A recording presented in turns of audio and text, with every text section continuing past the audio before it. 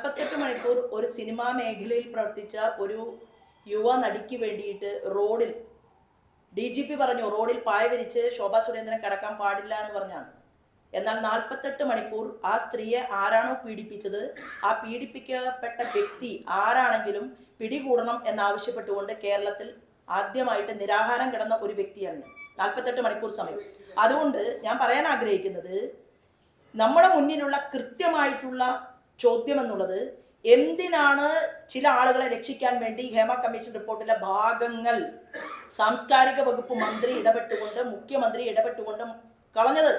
ആ ഭാഗങ്ങൾ ഞാൻ പറഞ്ഞ പോയിന്റ് അതാണ്. നിരവധിയായിട്ടുള്ള കേസുകൾ നടക്കുന്നുണ്ട്.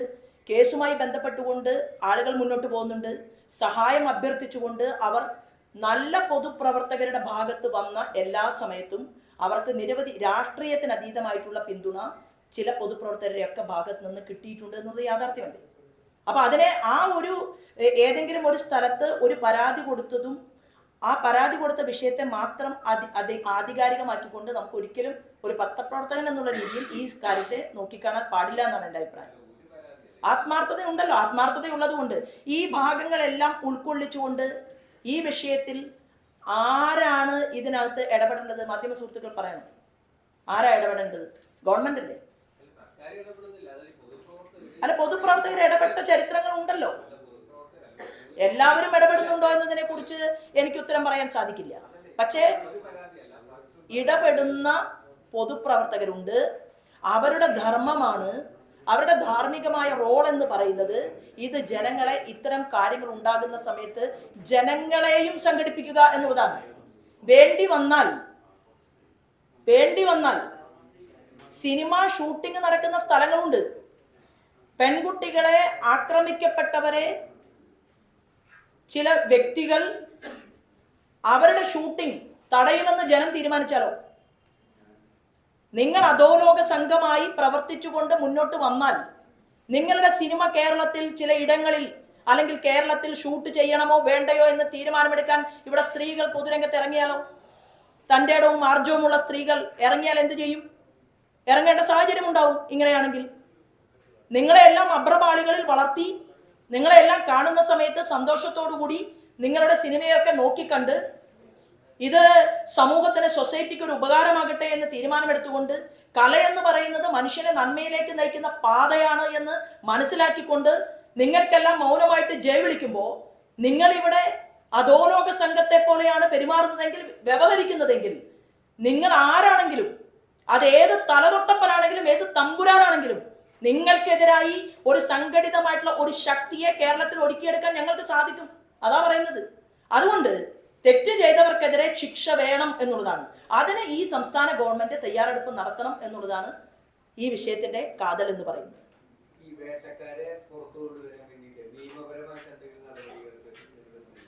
ആദ്യം കേരളത്തിന്റെ ഈ നമ്മൾ ഉന്നയിച്ചതുപോലെ സാംസ്കാരിക വകുപ്പ് മന്ത്രിയുടെ തനിനിറം വ്യക്തമാക്കട്ടെ.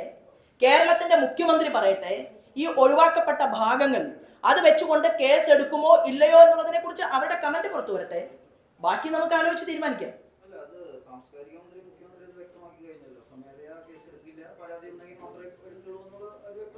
അല്ല, അങ്ങനെ വ്യക്തമാക്കിയാൽ മതിയോ? അങ്ങനെ കേരളത്തിന്റെ പൊതുസമൂഹത്തിന്റെ മുന്നിൽ വ്യക്തമാക്കിയാൽ അതിനർത്ഥം, അതിനാണ് ഈ പത്രസമ്മേളനം. അതിനർത്ഥം എന്താണ്? അല്ല, ഇതിനെ നോക്കൂ. അല്ല, ഞങ്ങളെ സംബന്ധിച്ച് ഞങ്ങൾ പറയാൻ ആഗ്രഹിക്കുന്നത്, ഈ ഒഴിവാക്കപ്പെട്ട ഭാഗങ്ങൾ കണ്ടുപിടിക്കാൻ പറ്റാനുള്ള പദ്ധതികളൊക്കെ ഉണ്ടല്ലോ.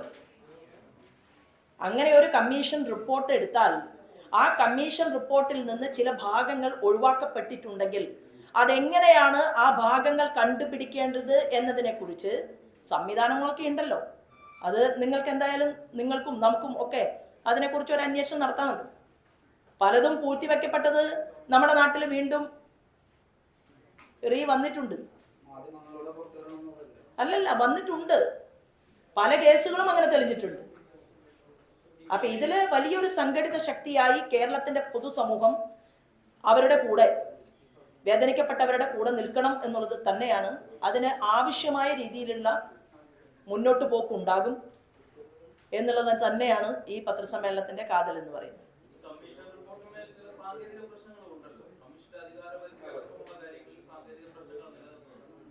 കമ്മീഷൻ തന്നെ അവർക്ക് ഉറപ്പ് നൽകി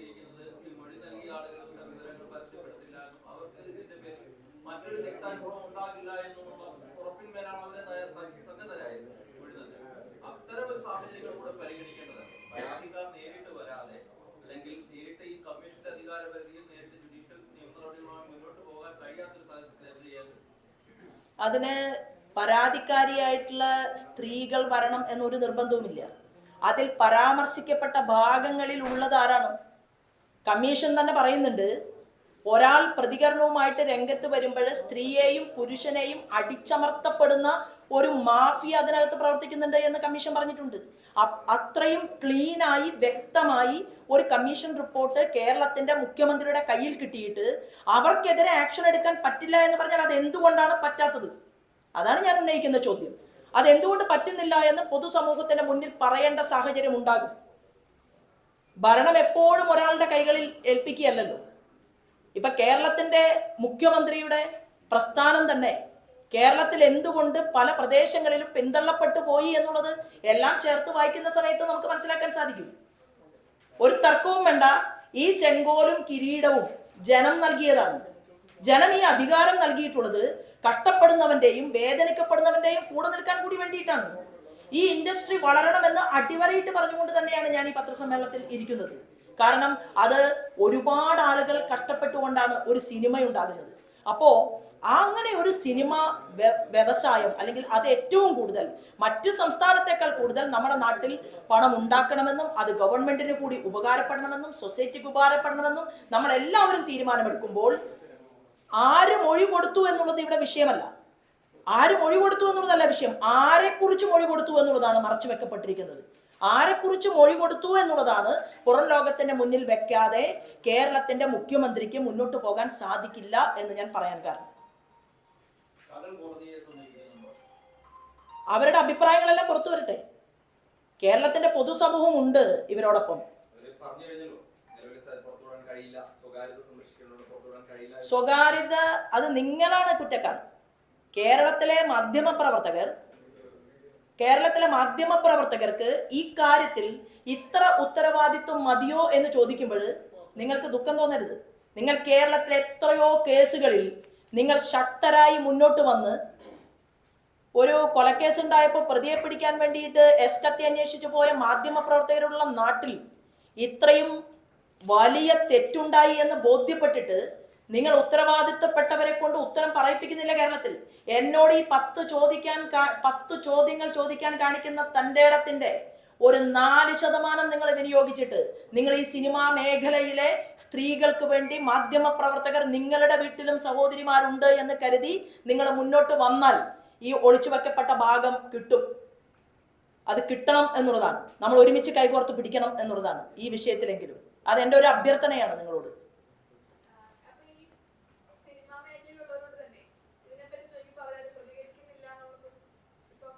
പിന്നെന്തിനാണ് ഈ സംഘടന? സുരേഷ് ഗോപി കേന്ദ്രത്തിന്റെ മന്ത്രി എന്നുള്ള രീതിയിൽ ഞാൻ പറയാം, കേന്ദ്രമന്ത്രി എന്നുള്ള രീതിയിൽ ഞാൻ പറയുന്നു, കേന്ദ്രമന്ത്രി എന്നുള്ള രീതിയിൽ ഇവിടുത്തെ സാംസ്കാരിക വകുപ്പ് മന്ത്രി ചെറിയാന് ഈ ഒഴിവാക്കപ്പെട്ടിട്ടുള്ള ഭാഗമുണ്ടല്ലോ, ഈ ഒഴിവാക്കപ്പെട്ട ഭാഗങ്ങളുമായി സുരേഷ് ഗോപിയെ കാണണമെന്നുണ്ടോ? ഞാൻ കൊണ്ടുപോകാം. സജി ചെറിയാനെ ഞാൻ കൊണ്ടുപോകാം. ആരെയാണോ ഒഴിവാക്കിയിട്ടുള്ളത് ഈ കാര്യങ്ങൾ മുഴുവൻ അന്വേഷിക്കണമെന്ന് ആവശ്യപ്പെട്ടുകൊണ്ട് കേന്ദ്രത്തിൽ ആരെ കാണണം കൊണ്ടുപോകാൻ തയ്യാറാണ്. വരാൻ തയ്യാറുണ്ടോ? ആ ഹേമ കമ്മീഷൻ റിപ്പോർട്ടിലെ ഒഴിവാക്കപ്പെട്ട ഭാഗങ്ങളെ കൂട്ടിച്ചേർത്തുകൊണ്ട് സുരേഷ് ഗോപിയുടെ മുന്നിലിരിക്കാൻ, ഈ വിഷയത്തെക്കുറിച്ച് ഒരു ചർച്ച നടത്താൻ തയ്യാറുള്ള ഏതെങ്കിലും ഒരു മന്ത്രി കേരളത്തിലുണ്ടോ? ഉണ്ടെങ്കിൽ ഞാൻ വരാൻ തയ്യാറാണ്. സുരേഷ് ഗോപി ഈ വിഷയവുമായിട്ട് മുന്നോട്ട് പോകും. ഇപ്പൊ സുരേഷ് ഗോപി അല്ലല്ലോ കേരളത്തിന്റെ മുഖ്യമന്ത്രി. കേരളത്തിന്റെ മുഖ്യമന്ത്രിയായിരിക്കുന്ന മനുഷ്യന് ഈ കാര്യത്തിൽ ബാധ്യതയുണ്ട് എന്നാണ് ഞാൻ പറഞ്ഞത്. വീണയ്ക്കാണ് ഇങ്ങനെ ഒരു ദുരനുഭവം ഉണ്ടായതെങ്കിൽ കേരളത്തിന്റെ മുഖ്യമന്ത്രി പിണറായി വിജയനെ വേദനിക്കുമോ ഇല്ലയോ? അങ്ങനെയാണെങ്കിൽ ഒരു അച്ഛൻ എന്നുള്ള രീതിയിലുള്ള മനസ്സുണ്ടെങ്കിൽ ഈ സിനിമാ മേഖലയിൽ ഉണ്ടായ വിഷയങ്ങളിൽ കുറ്റം ചെയ്തതിനെതിരെ നടപടിയെടുക്കാൻ എന്തിനാണ് കേരളത്തിന്റെ ബഹുമാനപ്പെട്ട മുഖ്യമന്ത്രി ഭയപ്പെടുന്നത്? അതിനാഗ്രഹം തന്റെ ഇടം ഉണ്ടോ എന്നുള്ളതാണ്. ഇവിടെ എന്തിനാണ് ഈ ഫെഡറൽ സംവിധാനം? എന്തിനാണ് കേരളത്തിലൊരു മുഖ്യമന്ത്രി? എന്തിനാണ് കേരളത്തിലൊരു ആഭ്യന്തര വകുപ്പ് മന്ത്രി? സാംസ്കാരിക വകുപ്പ് മന്ത്രി എന്തിനാണ്?